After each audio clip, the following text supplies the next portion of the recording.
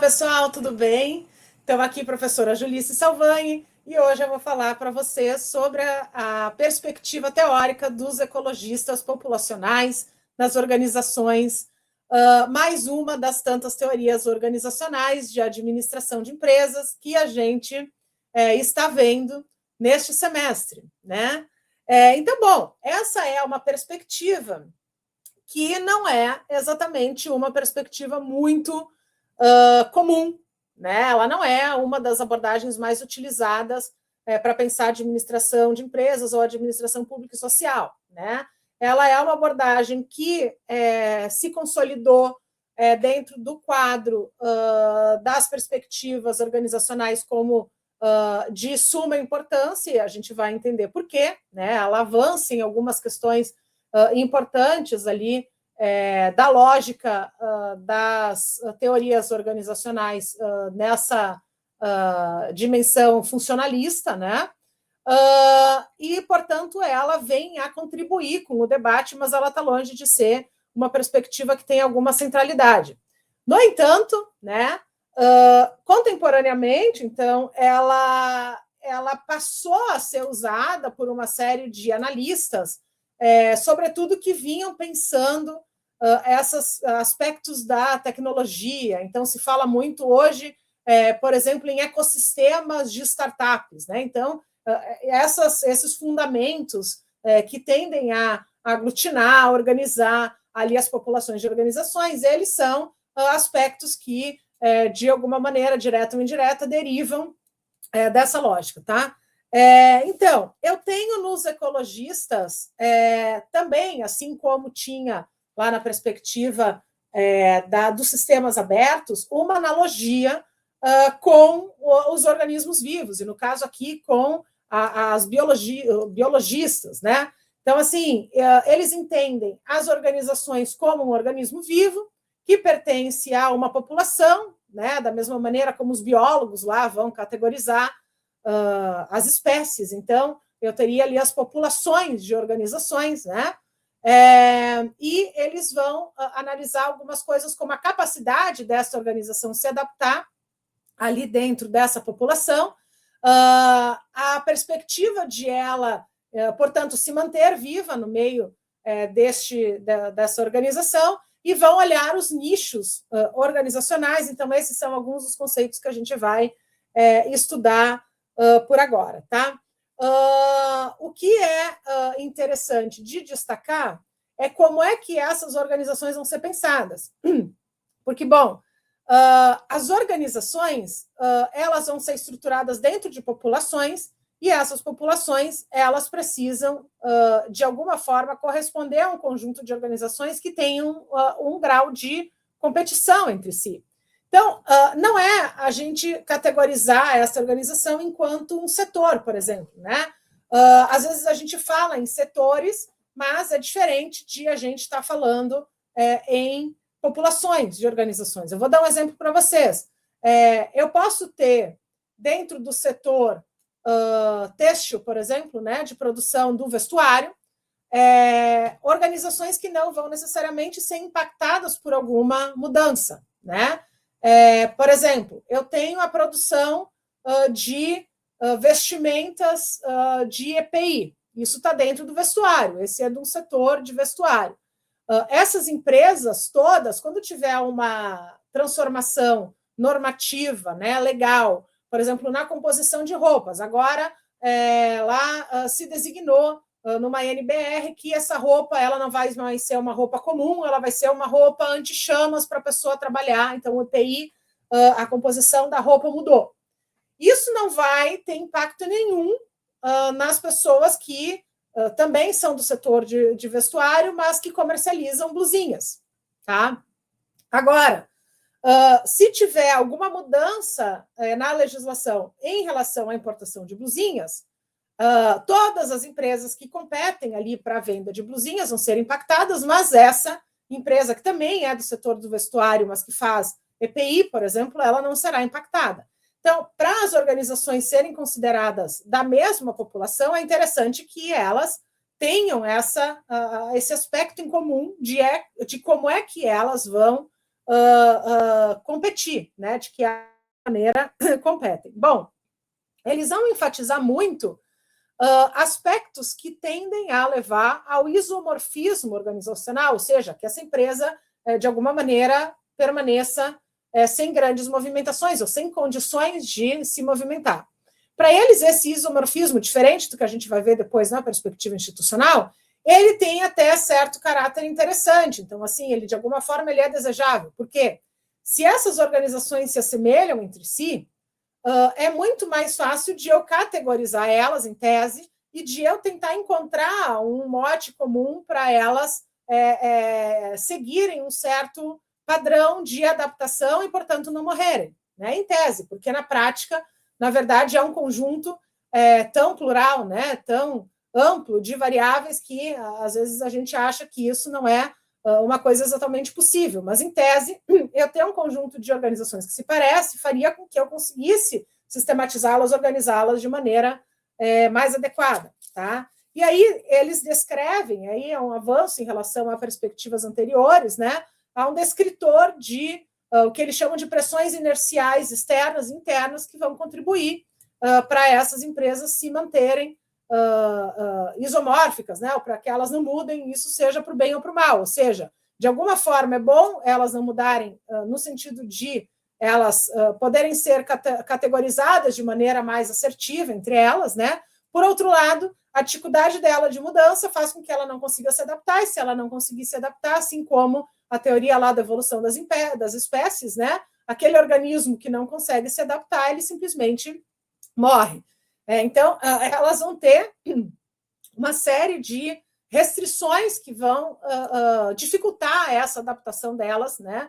E aí eles descrevem algumas adaptações externas, como, por exemplo, a questão de todas as instalações, os equipamentos e maquinários. Esse é um fato realmente muito significativo, porque imaginem vocês, né? Vocês têm uma instalação gigantesca numa produção fabril enorme, numa maquinário lá que acabaram de comprar, simplesmente do nada tu ter que mexer nessa produção significa tu ter que reinvestir em toda a produção fabril. Então, isso seria uma coisa que poderia inviabilizar a mudança nas empresas, né? Outra, assim, mais de ordem até cultural, histórica e estrutural, diz respeito à própria história dessas organizações, né? Há um modo das coisas serem feitas e organizadas, sistematizadas, que faz com que a gente depois não consiga ou tenha dificuldade de se reorganizar de maneira diferente, né?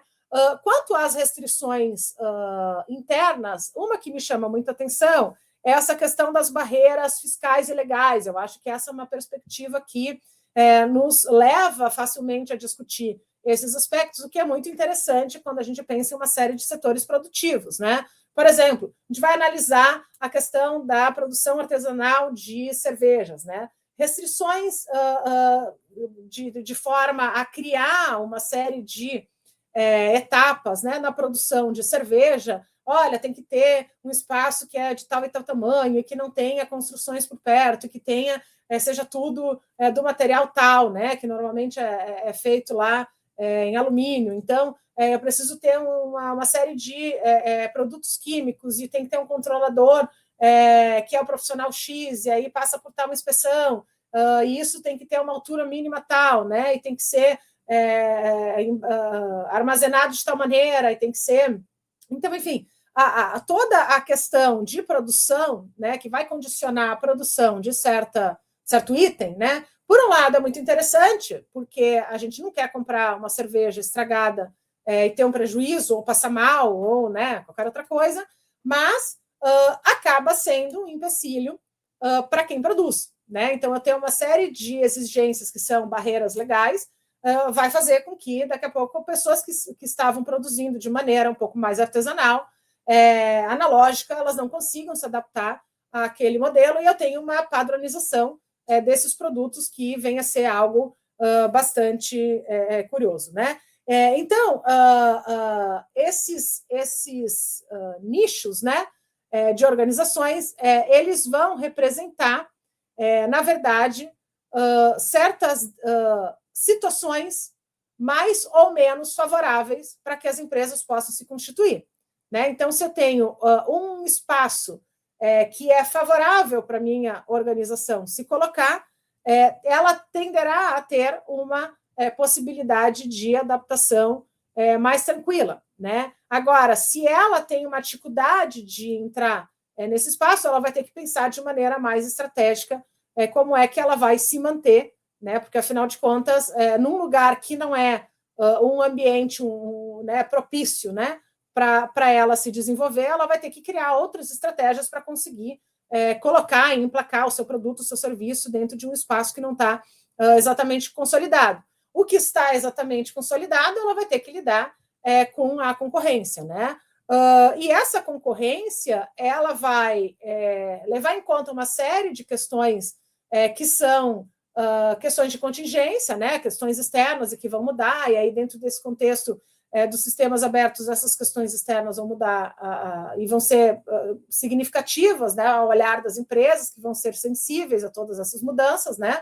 Porém, as mudanças não vão ser consideradas de uma maneira genérica, senão que eu vou considerar especificamente aquilo que vai atingir aquela população de organizações, né? E aí a capacidade que cada organização tem de se adaptar, né? Que é a tal da fitness, é uma maneira com que aquele conjunto de organizações tende a se adaptar numa determinada situação, vai fazer com que eu tenha uma certa estimativa de adaptação, um certo modo também de adaptação que as empresas deverão ou poderão seguir para que elas se mantenham vivas dentro desse espaço, né?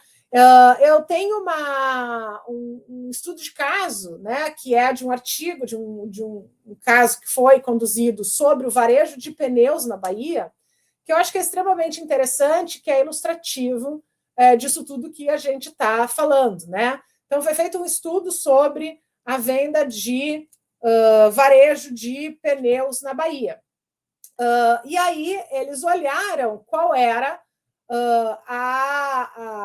o tempo, né, de manutenção daquelas empresas em atividade, quais eram os motivos que levavam as empresas a fechar. Tá? E aí eles listam 4 fatores, né, dentro dessas perspectivas das restrições que foram a causa principal da morte das empresas de venda de pneu na Bahia, né?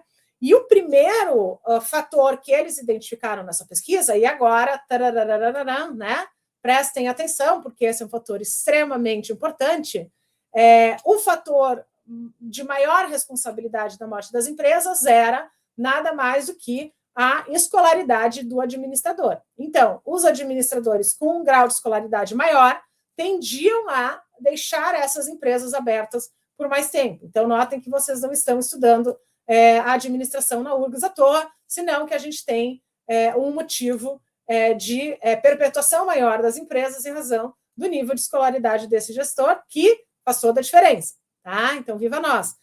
Um outro motivo era a relação com o fornecedor, né? Então, os que estabeleciam uma relação mais próxima com o fornecedor, que tinha um fornecedor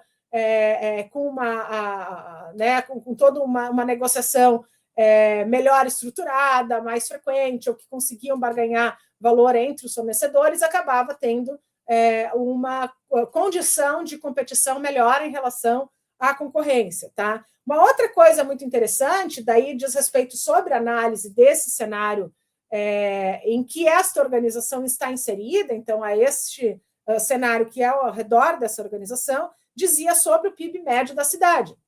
E esse é um ponto que importa muito, porque a população que não tem condições de trocar o pneu, né, ela não vai trocar. Né? Então, o quarto indicador era a frota média por cada município. Então, a questão do número de carros que aquela cidade tem é uma coisa que importa. Né? E ali importa em quarto lugar, importa muito, porque a população da cidade pode até ser significativa, mas aquela população tem por hábito andar de ônibus, ou aquela população tem por hábito andar de bicicleta, ou ela anda a cavalo, ou ela anda a pé, né? Uma região que é mais plana, ou que tem todo um subsídio de transporte público, ou sei lá eu, outros fatores culturais, vai fazer com que as pessoas tenham menos carro. Mas mais importante do que elas terem ou não carro, né, isso importa, né? Mas mais importante do que elas terem ou não carro é a capacidade que elas têm de trocar o pneu.